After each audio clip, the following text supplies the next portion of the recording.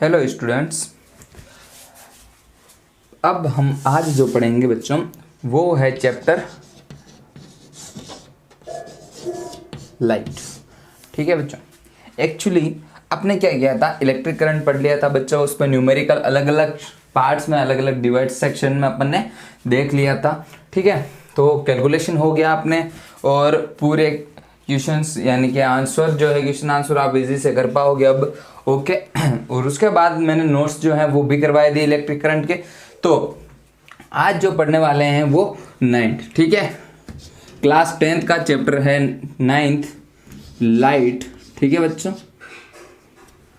अब अपन क्या करेंगे, आज इसका इंट्रो करेंगे। ठीक है, इसको शुरू करने से पहले कुछ इंपॉर्टेंट जो टॉक्स है इसके बारे में वो अपन कर लेंगे आज। ठीक है, और कल से हम इसका एकदम रेगुलर क्लास के बेस पे अपन नोट्स प्रिपेयर करना शुरू कर देंगे। ठीक है बच्चों, तो सबसे पहले जो क्वेश्चन आता है light. What is light? Light क्या है?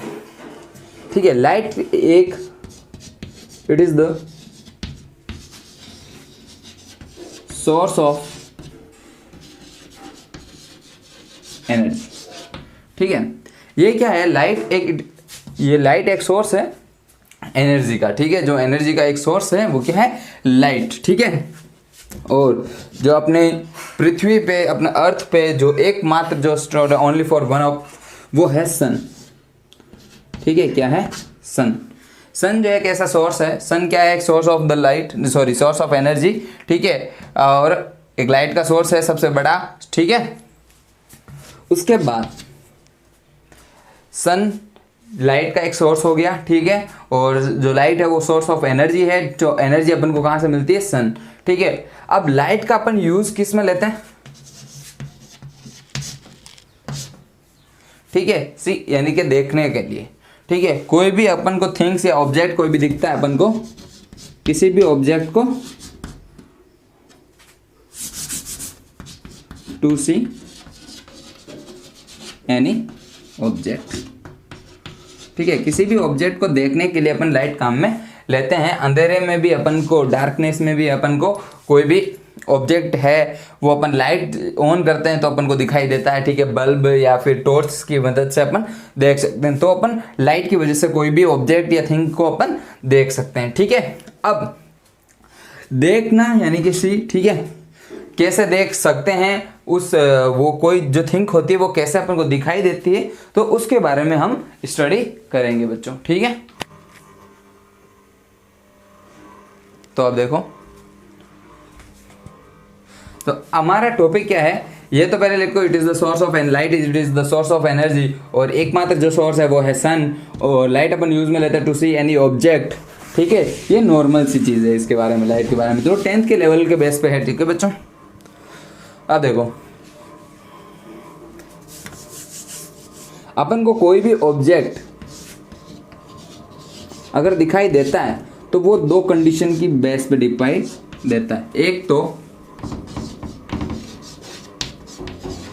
रिफ्लेक्शन और एक एब्जॉर्प्शन। ठीक है, रिफ्लेक्शन एंड एब्जॉर्प्शन। अब क्या होता क्या है, ये दोनों चीजें ये देख लेते हैं।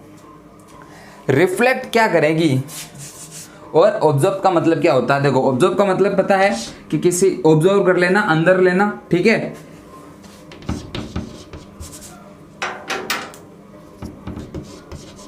इनसाइड। ठीक है, तो इसका मतलब हो जाएगा आउटसाइड। ठीक है, तो अब देखो इनसाइड और आउटसाइड क्या है, कैसे है वो भी बताते हैं। कोई भी ऑब्जेक्ट अपन को दिखाई देता है तो वो दो कंडीशन के बेस पे दिखाई देता है, पहला रिफ्लेक्शन और दूसरा ऑब्जर्प्शन। इन दोनों की वजह से अपन को कोई भी ऑब्जेक्ट या थिंग्स या कलर्स हैं वो दिखाई देते हैं। ठीक है, जैसे first of all red colour है। कौन सा कलर है? रेड कलर है। ठीक है, ये कोई भी रेड कलर है, इसमें ये अगर अपन को रेड कलर दिखाई देगा तो कब दिखाई देगा? जब भी ये क्या करेगा, इस पे जो लाइट आती है, ठीक है, रे आती है। ठीक है, इसको क्या बोलते हैं? रेज। ठीक है, किरण बोलते हैं। ठीक है, हिंदी में इसको बोलते हैं किरण, इसको बोलते हैं प्रकाश। क्या बोलते हैं? ठीक है, इसको क्या बोलते हैं? किरण, रेज। ठीक है बच्चों, तो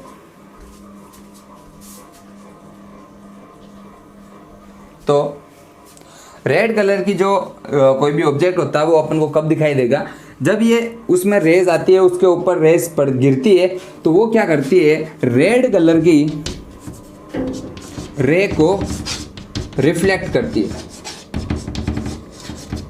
रेड कलर की रे को क्या करती है, रिफ्लेक्ट करती है। अब बोलेंगे सर ये कैसी बात हुई, ठीक है, रेड कलर की लाइट, ठीक है, ऐसे कलर की कैसी लाइट आती है, लाइट तो एकदम वाइट होती है, ठीक है। तो बच्चों ये बता दूं, जो सन से जो लाइट आती है, ठीक है, सन से जो रेज आती है, जो लाइट आती है बच्चों, ठीक है, उनका जो कलर जो होता है, आपने इंद्रधनुष देखा होगा बच्चों, बरसात के समय जो होता है उसमें 7 रंग होते हैं, वेब्योर, ठीक है। तो ये भी आपके टॉपिक है, आगे आ जाएगा वेब्योर कौन कौन से कलर्स होते हैं वो सारे बताएंगे उसमें, ठीक है। तो उन वेब्योर कलर में से जो क्या होगा, जिस रंग की ये थिंक है, जिस रंग का ये ऑब्जेक्ट है, उसी रंग की जो लाइट होगी वो रिफ्लेक्ट हो जाएगी। अगर ये ब्लू है, क्या है, ब्लू, तो ब्लू कलर की लाइट रिफ्लेक्ट हो जाएगी, ठीक है। अगर पिंक है तो पिंक, ठीक है, ऑरेंज है तो ऑरेंज, तो जिस भी कलर की लाइट होगी वो ये क्या कर लेगा, रिफ्लेक्ट कर लेगा, ठीक है, आया समझ में। तो ये हो गया रिफ्लेक्शन और ऑब्जर्प्शन। अब देखो मैंने 2 कंडीशन दी थी, रिफ्लेक्शन और ऑब्जर्प्शन, तो इसमें क्या होती है, 2 ही कंडीशन है। तो पहला जो है अपने कलर है वो है ब्लैक, दूसरा है वाइट, ठीक है। इसमें क्या होगा देखो, इसमें ऑल रे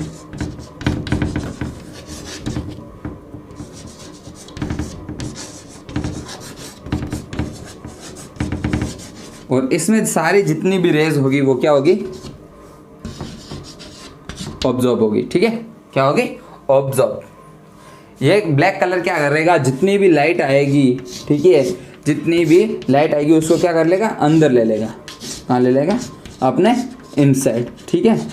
और इस पे क्या करेगा, कोई भी लाइट अगर आएगी वो टकरा के वापस चली जाएगी, ये क्या कर लेगा, रिफ्लेक्ट कर लेगा। वाइट कलर क्या कर देगा, रिफ्लेक्ट कर लेगा, और ब्लैक कलर क्या कर लेगा, ऑब्जर्व कर लेगा। इसलिए तुमको देखा समर के टाइम में अपन क्या बोलते हैं कि ब्लैक कलर की टी शर्ट्स या शर्ट्स जो होती है आप नहीं पहने, ठीक है, क्यों, उसमें ज़्यादा गर्मी होती है। वाइट शर्ट्स या टी शर्ट पहने ताकि तुमको गर्मी कम लगेगी एंड थोड़ा ठंडक लगेगा, ठीक है। तो किसकी वजह से ठंडक लगती है अब पता चला, क्योंकि उसमें जो लाइट जो आती है उससे वो टकरा के वापस चली जाती है, ठीक है, उसके ऊपर स्ट्राइक करके वापस चली जाती है। और ब्लैक कलर में क्या होता है, उसके अंदर चली जाती है, यानी कि वो एनर्जी को क्या कर लेती है, ऑब्जर्व कर लेती है, क्या कर लेती है, ऑब्जर्व, ठीक है। यहाँ तक समझ में आया, ठीक है। किसी भी लाइट को अपन देख सकते हैं, कैसे देख सकते हैं, वो इस तरह से देख सकते हैं, ठीक है। चलो ये हो गया अपना कंप्लीट, ठीक है। ये तुम्हारे सिलेबस में बच्चों ये याद रखना कि किसी भी ऑब्जेक्ट को अपन कैसे देख सकते हैं। चलो अब आगे बढ़ते हैं अपन,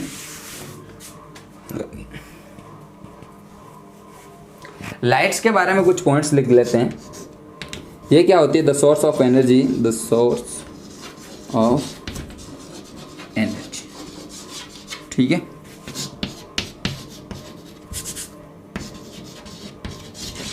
light rays are travels in straight line. अब देखो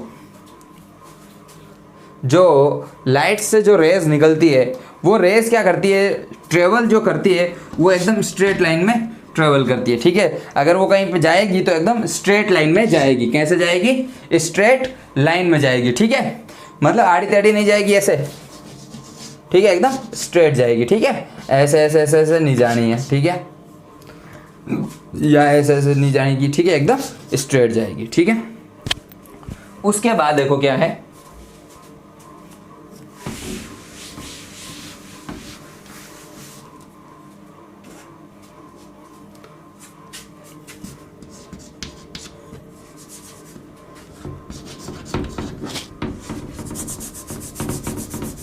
इसको देखो ट्रेवल करने के लिए किसी मीडियम की जरूरत नहीं होती, ठीक है,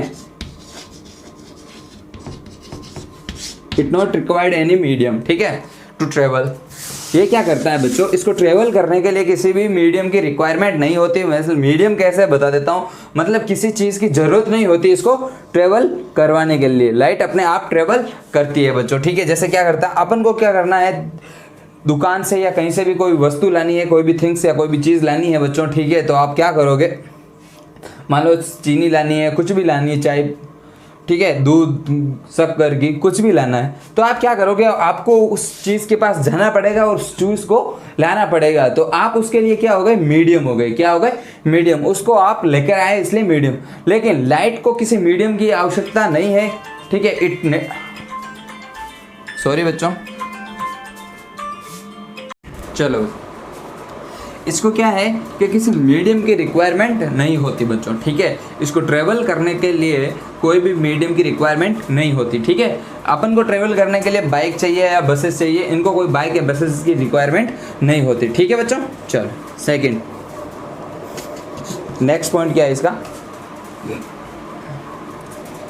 ये हमेशा लाइट की जो स्पीड होती है,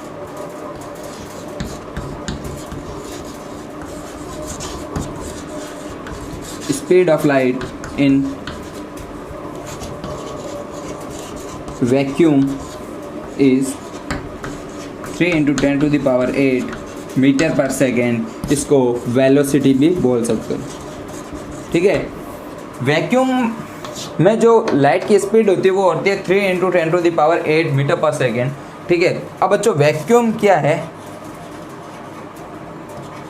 वैक्यूम का मतलब होता है बिल्कुल खाली, बिल्कुल खाली, जहाँ पे एयर भी नहीं हो, ऐसा मीडियम जहाँ पे एयर भी नहीं हो, बिल्कुल खाली हो, उसको बोलते हैं अपन उसको बोलते हैं वैक्यूम। और वैक्यूम में लाइट की जो स्पीड होती है वो होती है 3 × 10⁸ मीटर पर सेकेंड बच्चों। ठीक है, नेक्स्ट, चलो ये इतना ही है। ठीक है, और एक और है डी ब्रोगली का द्वैत नियम, डुअल नेचर ऑफ लाइट। ठीक है, वो डी ब्रोगली ने बताया था। पहले ये लिखो, फिर मैं वो साइंटिस्ट का उसने क्या बताया था वो बताता हूँ मुझे।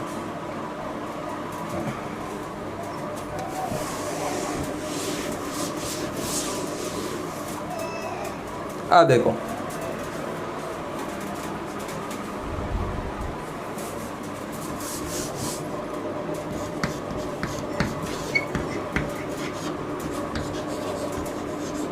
Dual nature of light, dual nature of light क्या हुआ था कि डी ब्रोगली ने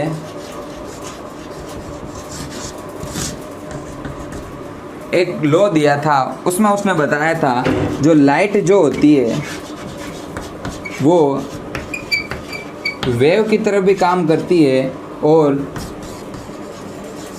पार्टिकल्स की तरह भी काम करती है, कि जब लाइट की ज़रूरत पड़ती है या लाइट को ज़रूरत पड़ने पर वो एक वेव की तरह भी काम करती है और एक पार्टिकल्स की तरह भी काम करती है। इसको बोलते हैं डुअल नेचर ऑफ लाइट्स। इसको क्या बोलते हैं, डुअल नेचर ऑफ लाइट्स। तो आपने वेव देखी होगी ऐसे, ठीक है, तो अपन अगर वेव इसकी बनाते हैं लाइट्स की तो ऐसे बनती है। ठीक है, और जो पार्टिकल्स फॉर्म में होते हैं ये छोटे छोटे पार्टिकल्स फॉर्म में ये होती है। ठीक है, इसे बोलते हैं डुअल नेचर ऑफ लाइट्स। ठीक है, लाइट्स भी वेव की तरह भी बिहेव करती है और पार्टिकल्स की तरह भी बिहेव करती है, इसको बोलते हैं डुअल नेचर ऑफ लाइट्स। ठीक है बच्चों, तो यहाँ तक अपना कंप्लीट हो चुका है जो इंट्रो पार्ट, मतलब जबकि आगे का जो पोर्शन जो होता है, ठीक है, जो समझना ज़रूरी होता है। अब इस चैप्टर में क्या क्या है वो अपन पढ़ेंगे बच्चों। ठीक है,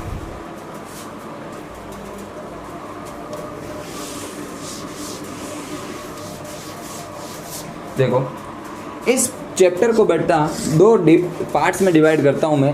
पहला इसका पार्ट है वो है रिफ्लेक्शन और दूसरा है रिफ्रैक्शन।